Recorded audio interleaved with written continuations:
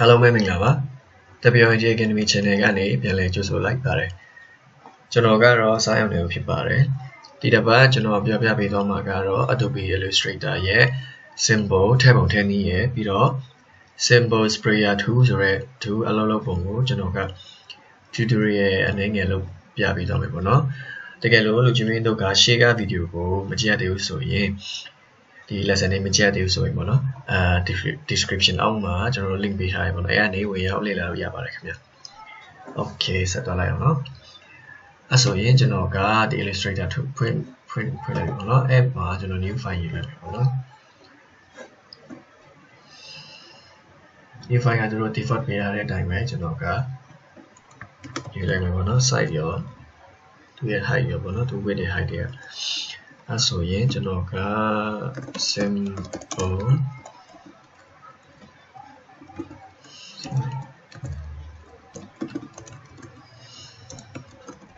tools ပေါ့နော်အဲ့ပေးလိုက်မယ် okay output တစ်ခုရလိုက်ပေါ့နော်အဲ့မှာ symbol sprayer tool ဆိုတာဘယ်ဟာလဲဆိုတော့ကျွန်တော်တို့ကဒီဟာလေးပေါ့နော် symbol sprayer tool ပေါ့နော်ဒီဟာကျွန်တော်သုံးပြီးသုံးပုံသုံးနည်းရပြီးတော့ကျွန်တော်တို့ဒီ symbol ထည့်ပုံထည့်နည်းပြောပြပေးတော့မယ်ပေါ့နော်ပထမဆုံးကျွန်တော်symbol တွေဘယ်လိုရွေးရမလဲဘယ်လိုယူရမလဲဘယ်လိုထည့်ရမလဲဆိုတော့ပြောပြပေးမယ်ပေါ့နော်အဲ့မှာကျွန်တော်တို့ကဒီဘားမှာရှိရပေါ့နော်ဒီမှာsymbols ဆိုတဲ့ဟာရှိရပေါ့နော်အဲ့မှာနေလို့ရှိရင်ကျွန်တော်တို့ဒီမှာဒါလေးထွက်လာမယ်ပေါ့နော်ပြီးတော့ဒီ library ထဲမှာကျွန်တော်ရွေးလို့ရတယ် arrow ရှိရမှာ celebration chart တို့ပါလို့အဲ့လိုမျိုးအများကြီးရှိပေါ့နော်ကျွန်တော်ကဘယ်ဟာရွေးမလဲဆိုတော့ flower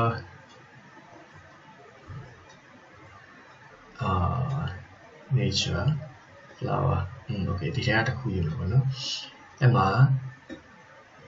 ကျွန်တော်ကဒီမှာဒီတစ်ခုယူလိုက်ပဲပေါ့နော်ဒီဟာကို select လုပ်လိုက်ပြီဆိုရင်ကျွန်တော်တို့ကဒီဟာကို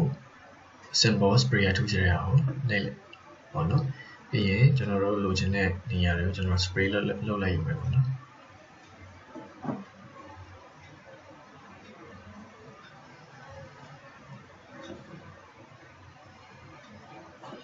ဒီလိုမျိုးရလိုက်ပေါ့ဒီ spray ရဲ့ကျွန်တော်တို့က dimension ပေါ့နော်သူကအချုပ်ချက်လဲကျွန်တော်တို့ရွေးလို့ရတယ်ပေါ့နော်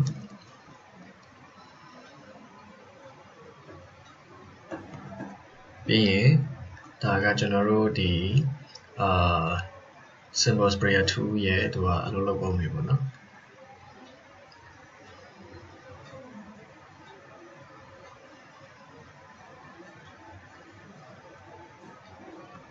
ဒါကကျွန်တော် sprayer ရဲ့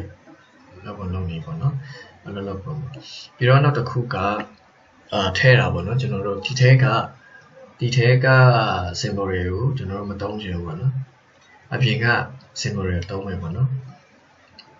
ဒီကြောင့်တရားဖြောလိုက်မယ်ဒီထဲကကျွန်တော်တို့ symbol တွေထည့်မယ်ပေါ့နော်သူရဲ့ icon တွေကျွန်တော်ကြိုက်တဲ့ icon တွေထည့်ချင်တယ်အဲ့လိုဆိုဘယ်လိုထည့်ရမလဲဆိုတော့ကျွန်တော်တို့ကျွန်တော် download ထားတဲ့ icon တွေရှိရပေါ့နော်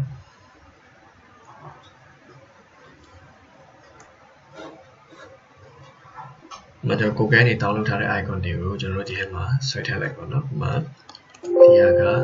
tissue pin ပေါ့နော် tissue pin ကိုကျွန်တော်နည်းနည်းလေးတီးလိုက်မယ်သူကတစ်ခုရှိတာကကျွန်တော်တို့ဒီ original site ပေါ့နော်ဒီမှာကျွန်တော်ဒီ site ကိုဒီထဲကိုပြထည့်လိုက်လို့ရှိရင်ကျွန်တော်တို့ဥပမာဒီ site သူရဲ့ width နဲ့ height ကအခုက448ပေါ့နော်448ကိုကျွန်တော်တို့ဒီတိုင်းဒီထဲကိုထည့်လိုက်လို့ရှိရင်ပြီးတော့ကျွန်တော်တို့ဒီ spray သုံးလိုက်တော့လည်းအဲ့လိုမျိုးအကြီးပုံစံမျိုးထွက်မှာပေါ့နော်ထည့်လိုက်တဲ့ site တိုင်းသူကပေါ်မှာပေါ့နော်ဆိုတော့ကျွန်တော်က site အကြီးကိုတိတ်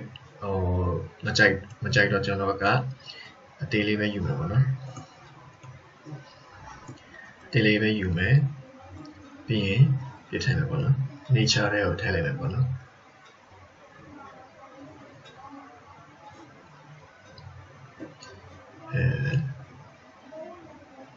sorry symbol တွေထည့်မယ်ပေါ့နော်အဲ့မှာထည့်လိုက်တဲ့အချိန်မှာနာမည်ပေးမယ်ပေါ့နော် 3 B okay em mà who call lại của nó a symbol definition cannot contain a link image của nó đó link trên này của nó cho thay lúc nào của nó sau đó bây giờ lôi hàng này sau đó đi học sẽ lôi đi cho nó rồi bảo nó sẽ lôi đi lúc gì window ra cả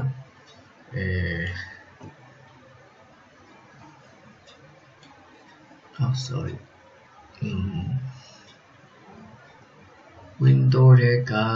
link rồi à link của này đi lúc gì thì Christmas tree của sẽ lôi đi lúc gì thì mà click lôi đi rồi thì mà embed image rồi à nó đây là lúc gì ya bị bọn nó xử lý ta của cho nó làm bên này mấy thì nhận thêm mấy bọn nó thì symbol để thêm mấy so cho nó thì mà 3 ok so thì mà cho nó thêm lại cái hà này thì mà bỏ lại của nó so đông luôn ya thôi của nó rồi cho nó cả thì symbol sprayer tool lên mấy bị tạo lên lồng mấy bị spray luôn của nó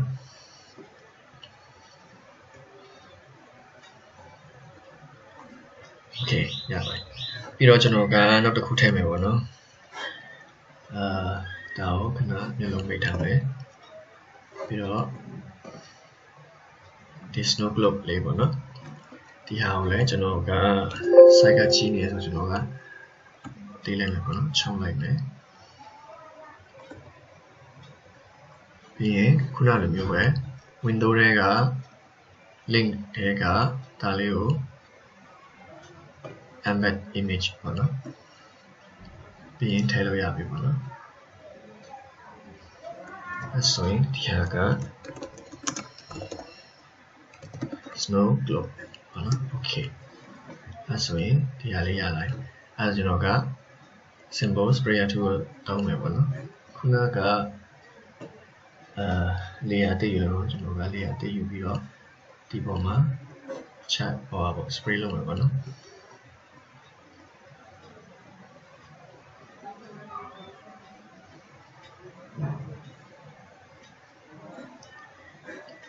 ok vì khu nào đó cho nó thằng thì hào nên nó sẽ vào nó rồi thì hào cho nó vào opacity này để show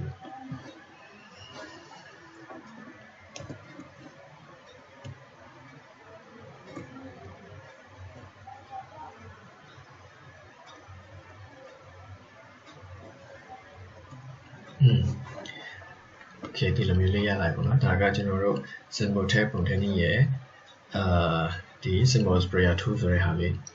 tổng một tổng này của cho nó biểu hiện đó của nó thì thì symbol sprayer tool cả tụ rồi mình tổng này này mà bây giờ cho nó biểu hiện của nó cho nó rồi thì seamless image của nó element của sản phẩm của nó seamless look của nó seamless element của nó element sản phẩm này mà cho nó rồi cả thì khu nào sprayer tool của nó symbol sprayer tool của cho nó rồi tổng hiệu bị đó xoay lâu dài của nó mà thì bằng sản lý của nó element này cho nó tổng hiệu đó xoay lâu dài của nó rồi nó được khu cho nó thì thế mà nó cho right click thao lên luôn thì mà đó symbol shifter tool thì phải element này của nó tổng lên luôn cho nó xoay trên đó rồi rotate lâu trên đó rồi của nó thì mà rotate lâu trên đó rồi của nó element này để cho nó lâu dài của nó thì đó side chi này của nó mà element thì là chi này thì là element này để tổng lâu dài của nó ok cho nó thì này là bài của nó xong đi chỉ số về để chế dùng lại để mà đấy